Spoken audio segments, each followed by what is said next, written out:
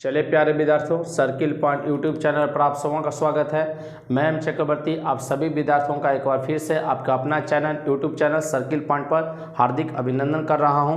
और आज हम लोग का टॉपिक है मूल अधिकार का क्लास 2 है। ठीक है, कल इसके क्लास 1 के बारे में हम लोग देखे थे कि मूल अधिकार का स्रोत क्या है, मूल अधिकार कहाँ से लिया गया, किस अनुच्छेद में है। ठीक है, और हम लोग कल देखे तो उसमें 14 से 18 समता या समानता 6 मूल अधिकार था। पहला मूल अधिकार देख लेते हम लोग, समता या समानता का मूल अधिकार। ठीक है, आज हम लोग देखेंगे स्वतंत्रता का अधिकार। स्वतंत्रता का अधिकार क्लास 2 है। ठीक है, स्वतंत्रता का अधिकार आपके संविधान में पूछेगा कि किस अनुच्छेद में है, तो 19 से लेकर 22 अनुच्छेद में। ठीक है, स्वतंत्रता का अधिकार ये दूसरा मौलिक अधिकार हुआ, 19 से लेकर 22 में। 14 से 18 तक समता या समानता का अधिकार है और स्वतंत्रता का अधिकार है आपका 19 से लेकर 22 तक में।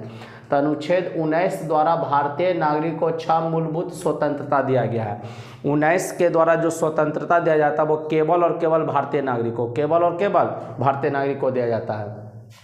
कितना प्रकार का मूलभूत स्वतंत्रता मिलेगा, तो 6 प्रकार का, ध्यान रखिएगा। मूलभूत स्वतंत्रता प्रत्येक भारतीय नागरिक को कितना प्रकार का, 6 प्रकार का। देखेंगे क्या है 19 का क बोलिए, या इसी को आप ए भी लिख सकते हैं। 19 ए, बी, सी, डी, ई और इसको आप लिख सकते हैं जी। ठीक है, एफ नहीं, उन्हें एफ नहीं लिखना है। ठीक है, एफ काहे नहीं लिखना वो हम बताएंगे। A B C D E और जी आप लिख सकते हैं, या नंबर रोमन में लिखेंगे तो 1 2 3 4 5। ठीक है ना, यहाँ पर लिखना है 7। क्या लिखना है, 7। 19 का ध्यान दीजिएगा, 19 का च, 19 का अगर हिंदी में लिखेंगे तो च, इंग्लिश में एफ और रोमन में 6। वो आपको जो संपत्ति का अधिकार था तो उसको मूल अधिकार से हटाकर कानूनी अधिकार बना दिया गया, जो कल के क्लास में आपको बता दिया गया था। संपत्ति का अधिकार 19 के पहला का च में या एफ में, ठीक, और 31 अनुच्छेद 31 में था। ठीक, तो आप अगर कोई जो वीडियो नहीं देखे आप वहाँ से जाकर देख लेंगे कल के प्लेलिस्ट में। 19 का में देखेंगे क्या है, वाक एवं अभिव्यक्ति की स्वतंत्रता। प्रत्येक व्यक्ति को अपने मत रखने का, अपना बातों को रखने का अधिकार दिया गया, मतलब बोलने की स्वतंत्रता है, वाक एवं अभिव्यक्ति की स्वतंत्रता। दूसरा का था 19 का बी में या ख में, शांतिपूर्ण एवं अस्त्र शस्त्र के बिना सम्मेलन करने की स्वतंत्रता। देखें कैसे इसको याद रखेंगे।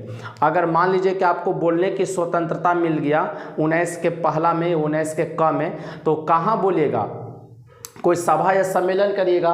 तो 19 का बी में आपको सभा सम्मेलन करने का आज़ादी है, लेकिन शांतिपूर्ण और बिना अस्त्र शस्त्र का। ठीक है, ये ध्यान देना होगा, आपको शांतिपूर्ण सभा करना और बिना अस्त्र शस्त्र का। अब देखेंगे जब सभा कर लिए तो आपको संगठन बनाने का भी आज़ादी दिया गया। 19 के ग में या 19 का सी में संगठन या संघ बना सकते हैं। अब संगठन या संघ बनाइएगा तो उसके विकास के लिए आपको भारत के किसी भी भूभाग में आने जाने की जरूरत होगी। तो भारत के किसी भी भूभाग में आने जाने की स्वतंत्रता 19 का डी में है, 19 का डी में। 19 का ई देखेंगे, अब कहीं आए गए, आपको कोई राज्य अच्छा लग गया तो आप वहां बस जाइए, तो भारत के किसी भी राज्य क्षेत्र में बस जाने की या छोड़ देने की स्वतंत्रता। आप हो सकता है कि दिल्ली में आप रह रहे थे और आप गए उत्तराखंड, आपको उत्तराखंड बहुत अच्छा लगा, तो दिल्ली को छोड़ दीजिए, उत्तराखंड में बस जाइए। लेकिन नोट करके यहाँ पर ध्यान दीजिएगा, जनजातीय क्षेत्रों में बसने की स्वतंत्रता पर प्रतिबंध लगाया गया है। भारत के किसी भी राज्य क्षेत्र में तो बसने की स्वतंत्रता है, लेकिन जनजातीय क्षेत्रों में बसने की स्वतंत्रता पर रोक लगा हुआ। आ जा सकते हैं, लेकिन जनजातीय क्षेत्र में बसने की आज़ादी नहीं दिया गया। ये नोट करके आप लोग लिखेंगे। अनुच्छेद जी देखेंगे तो जी से क्या होता है, जॉब। तो कोई भी पेशा, आजीविका, व्यापार या कारोबार करने का जो स्वतंत्रता देता है 19 का जी या छ देगा, 19 का जी या छ। तो 6 प्रकार का स्वतंत्रता याद रखिएगा। बोलने का आज़ादी, वाक या अभिव्यक्ति उसको कह सकते हैं, बिना अस्त्र शस्त्र के और शांतिपूर्ण सभा सम्मेलन करने का, संगठन बनाने का, भारत के किसी भी भूभाग में आने जाने का, बस जाने का, ठीक है ना, या छोड़ देने का, और कोई भी रोजगार करने का। ये लगातार है, आप इसको ध्यान रखिएगा। अगला देखेंगे 19(1) के क के तहत, 19(1) के क के अंतर्गत में निम्न स्वतंत्रता प्राप्त है।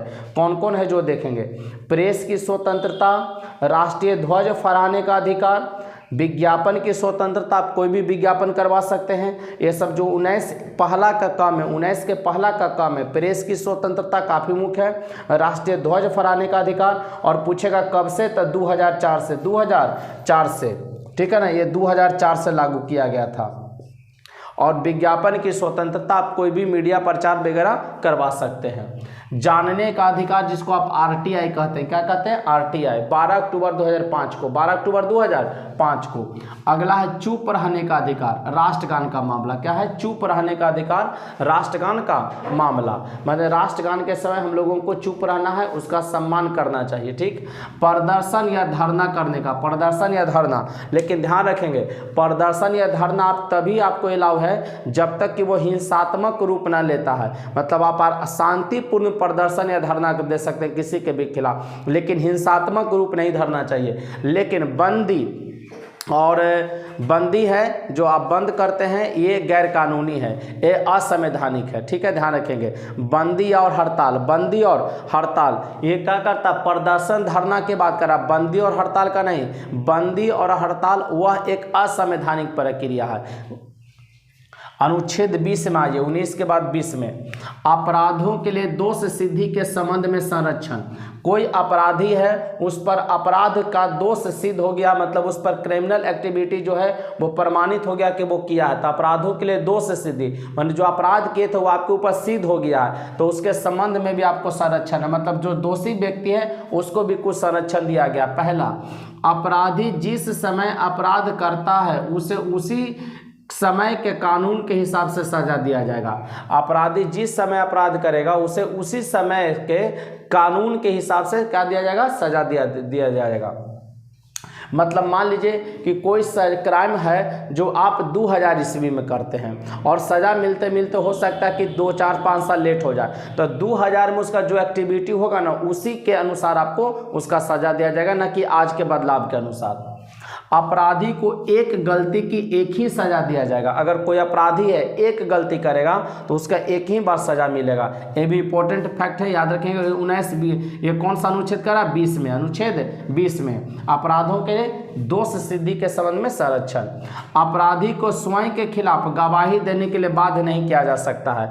जो अपराधी है उसको स्वयं के खिलाफ आप गवाही देने के लिए बाध्य नहीं कर सकते हैं। हाँ, अगर वो अपनी इच्छा से अपने को माने गवाही दे तो वो अलग बात है, लेकिन आप किसी प्रकार को उसको बाध्य या दबाव नहीं दे सकते हैं। ये 3 संरक्षण प्रदान करता है, किसको, दोषी व्यक्ति को, जो भी होगा। अनुच्छेद 21 में आ जाइए, प्राण एवं दैहिक स्वतंत्रता, मतलब आपको जीने की आज़ादी दिया गया है। प्राण एवं दैहिक स्वतंत्रता, प्रत्येक व्यक्ति को अपने जीवन रक्षा का अधिकार है, अनुच्छेद 21 के तहत, अनुच्छेद 21 के तहत। तो इस अनुच्छेद में कहा गया है कि प्रत्येक व्यक्ति को जीवन रक्षा का अधिकार, जीवन रक्षा का, अपने जीवन को रक्षा करने का अधिकार, स्वच्छ जल पीने का अधिकार। अगर आप स्वच्छ जीवन आप कैसे जिएंगे, जब आपको स्वच्छ जल मिलेगा, स्वच्छता का अधिकार दिया गया है, ये अनुच्छेद 21 में है। अब नोट करके एक पॉइंट आप लोग को कल लिखवाए होंगे कि अनुच्छेद 19 के द्वारा दिया जाने वाला स्वतंत्रता 300, अनुच्छेद 1959, ध्यान दीजिएगा, अनुच्छेद 359 के तहत अब जब आपके यहाँ इमरजेंसी लगेगा, आपातकाल लगेगा, तो निलंबित कर दिया जाता है।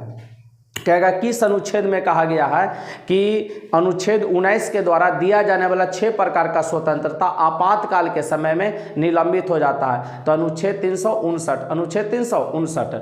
और ध्यान दीजिएगा 20 और 21, 20 और 21 को भी आपको आपातकाल के दौरान सस्पेंड नहीं होगा, बाकी सभी मूल अधिकार निलंबित हो जाएंगे, लेकिन अनुच्छेद 20 और 21 को निलंबित नहीं किया जाता है। एक कल के वीडियो में आपको बताया गया, उसको वहां से देख लेंगे। अब इसके 21 के आगे हम लोग देखते हैं कि कौन कौन से मूल अधिकार हैं।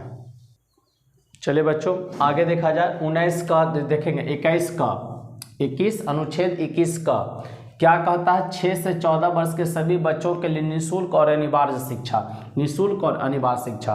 कहेगा किस अनुच्छेद में 6 से 14 वर्ष के बच्चों के लिए निःशुल्क और अनिवार्य शिक्षा का व्यवस्था किया गया है? तो अनुच्छेद 21 के क में, लेकिन ये मूल संविधान में नहीं था, इसको जोड़ा गया है। तो किस संशोधन द्वारा? तो याद रखेंगे 86वां संशोधन 2002 के द्वारा। कहेगा 6 से 14 वर्ष के बच्चों के लिए निःशुल्क और अनिवार्य शिक्षा का प्रावधान संविधान में कब दिया गया? तो 86वां संशोधन 2002 के द्वारा। लेकिन इसको लागू कब किया गया था? 1 अप्रैल 2010 से।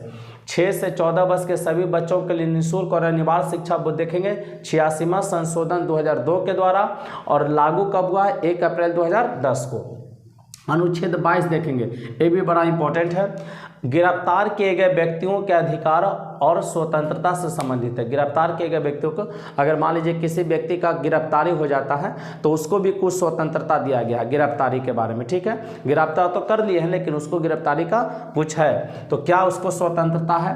तो गिरफ्तारी से 24 घंटे के अंदर निकटतम अदालत में प्रस्तुत किया जाएगा। अगर किसी व्यक्ति को किसी भी क्रिमिनल एक्टिविटी में, उसको किसी भी क्राइम में अगर उसको गिरफ्तार किया गया है तो 24 घंटा के अंदर निकटतम अदालत में प्रस्तुत करना होगा। लेकिन इसमें छुट्टी का समय और आने जाने का समय शामिल नहीं होगा 24 घंटा में। हो सकता है कि कोई बहुत दूर हो, उसको आने में 24 घंटा से ज़्यादा लग जाए, तो वो टाइम इनमें इसमें शामिल नहीं होगा। या हो सकता है कि हॉलीडे पर, जैसे शनिवार को पकड़ाया, कल रविवार ही है, परसों फिर मान लीजिए कोई हॉलीडे हो, किसी प्रकार का छुट्टी है, तो वो काउंट नहीं होगा। लेकिन 24 घंटा कैसे सामान्य स्थिति में 24 घंटा के अंदर निकटतम अदालत में उसको प्रस्तुत किया जाएगा। गिरफ्तारी का कारण जान सके, वो व्यक्ति को गिरफ्तार क्यों किया गया है उसका वो कारण जान सके। और तीसरा कहता मनपसंद वकील रख सकता है। जो व्यक्ति है जिसको गिरफ्तारी किया गया है वो अपने मनपसंद का कोई भी वकील रख सकता है। तो बच्चों आज हम लोग कवर किए हैं 19, 20, 21 और 22, 19, 20, 21 और 22, ठीक है। तो कल इसके आगे वाले क्लास में हम लोग देखेंगे। आज के लिए बस इतना ही। जय हिंद, जय भारत, बेस्ट ऑफ लक।